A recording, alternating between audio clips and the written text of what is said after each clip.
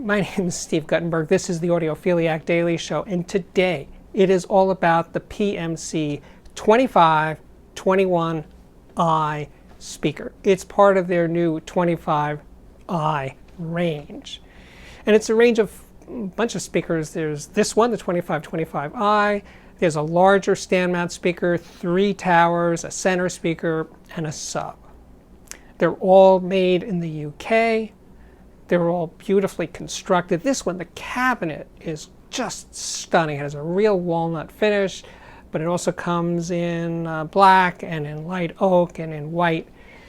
But it's like a little jewel, this speaker is. Now, all PMC speakers, as far as I know, are transmission line designs. So that's very different than a ported speaker, or certainly a sealed speaker, or a passive radiator type speaker. The transmission line is a waveguide within the cabinet that increases the speaker's low bass capabilities beyond what you would get from a speaker of its size. In this case, a very small 13.3 inch high speaker, I think.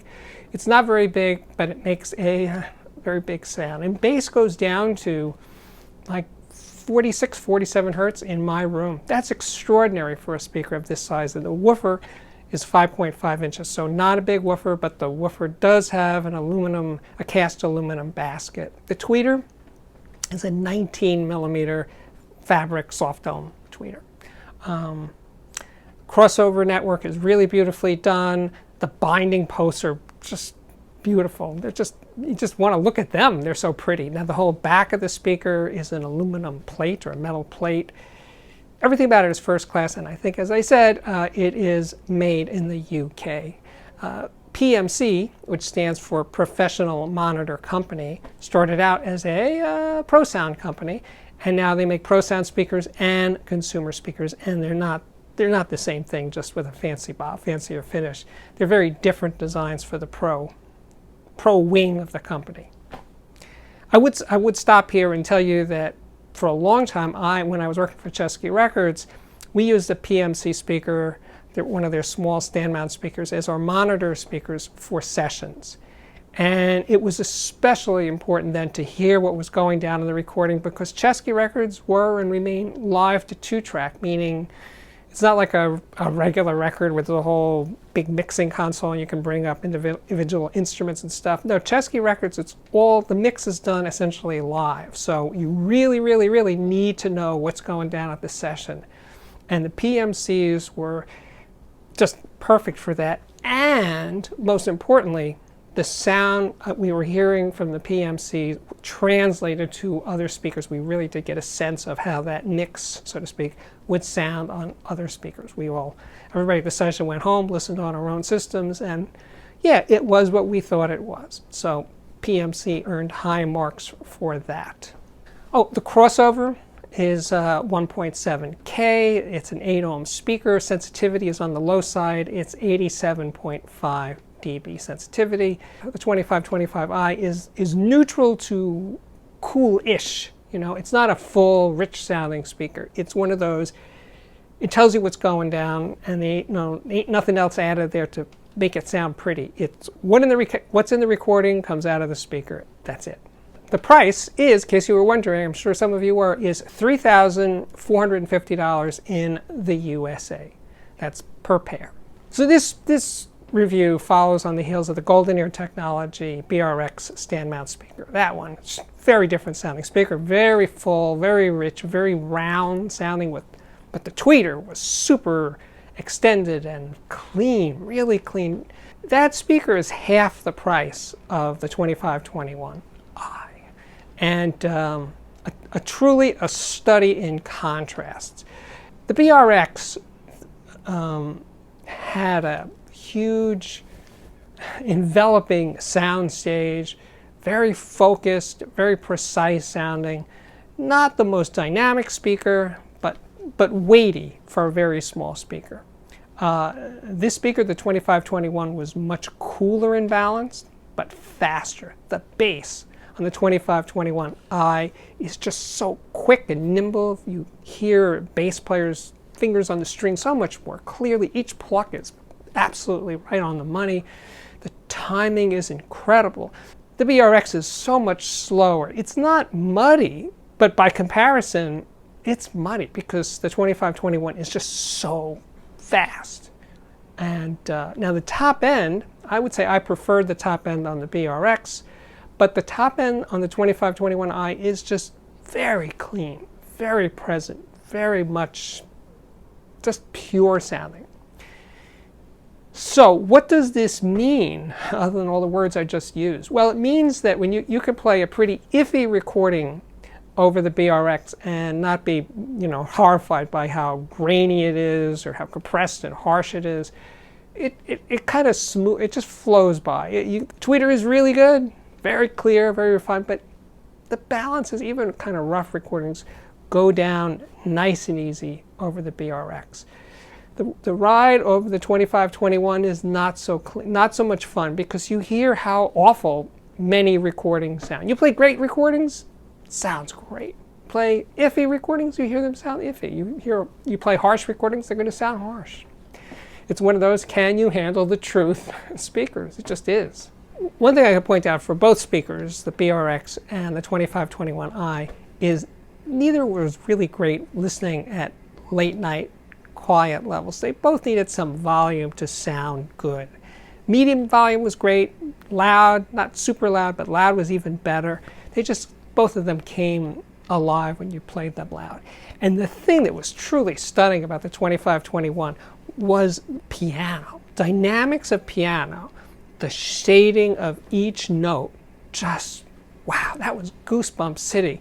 It was so good at doing that. And percussion and drums just had snap and crackle and pop. That little speaker can do that sort of punch through, crisp attacks. Yes, it can. It really can. One of the recordings I used for this review was this one, James Horner's score for Sneakers. This is I think it's a spy movie with Robert Redford. I don't remember. It's not that good a movie. But the score is great. And it's just got, it goes in a lot of different places, but it's really beautifully recorded. Really, really big. You get the feeling of a sound stage where this orchestra was performing.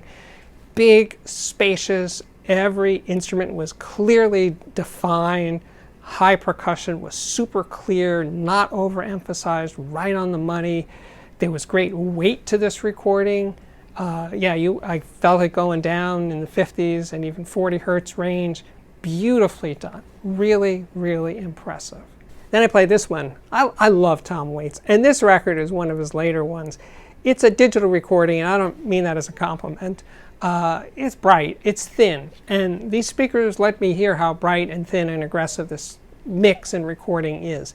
But Tom is Tom, man, and he's just screaming his guts out, and you just feel that roar of that man. He just, I love the way he doesn't hold back, man. That guy can wail. And the older he gets, he's one of those few rock musicians, the older he gets, his age is working for him, man, because when he's bellowing, you can feel it. And these speakers did really well. So, another small speaker that I truly love is the Harbeth P3 ESR, the 40th anniversary with that lovely olive wood finish. Oh, is that gorgeous. That speaker is full. It has heart, it has body, it has soul, it's flesh and blood. You feel like there are human beings making music through that speaker. Now, I don't think it's an accurate speaker, but I think it's a gorgeous sounding, small, stand mount monitor speaker. In some ways, it's my favorite Harbeth. It's the smallest, it's the most affordable, and it just reaches me, that speaker does, and especially when I'm listening near field, meaning like 4 feet away from them. Oh, listen to those P3 ESRs from 4 feet away. They just utterly disappear as sound sources. It's one of those weird things. The closer you get, the more they disappear. So yeah, I love those speakers.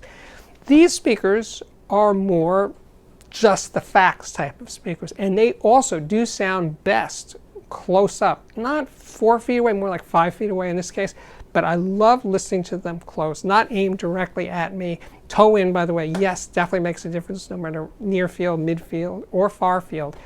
You got to play with toe in, but I like these speakers in that closer position, and they disappear, and that tactile quality with really good recordings, that speed, you know, almost like Magnepan LRS kind of speed, like a planar magnetic device. But it's not. It's a dynamic speaker.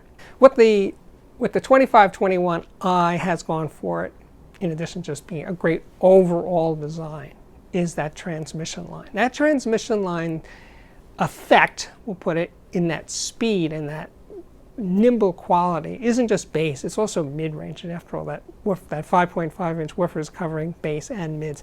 And that speed is just so addicting. You go to another speaker like the BRX or the P3 ESR, and they just sound kind of muffled and soft. Go to the 2521 and it just lights up. That's it. So that sort of sums up my feelings about this speaker. If all of that works for you, this speaker is definitely worth an audition. Absolutely, positively. My name's Steve Guttenberg. This is the Audiophiliac Daily Show, coming to you right now 4 or 5 times a week. If you dig it, please subscribe. Please share. Give it a thumbs up when you think it deserves it. Thumbs down when you think it deserves that. You can check out my Patreon at patreon.com/ say it together, class, Audiophiliac. But while you're here, hey, relax, chill, have a nice cool beverage, and watch some of the speaker reviews on the playlist. There's headphone reviews, there's music reviews, there's electronics reviews, there's interviews with everybody. So much to see and enjoy. So my work here is at last complete. Thank you so much for watching, and I really do hope to see you back here again very, very soon. Bye-bye.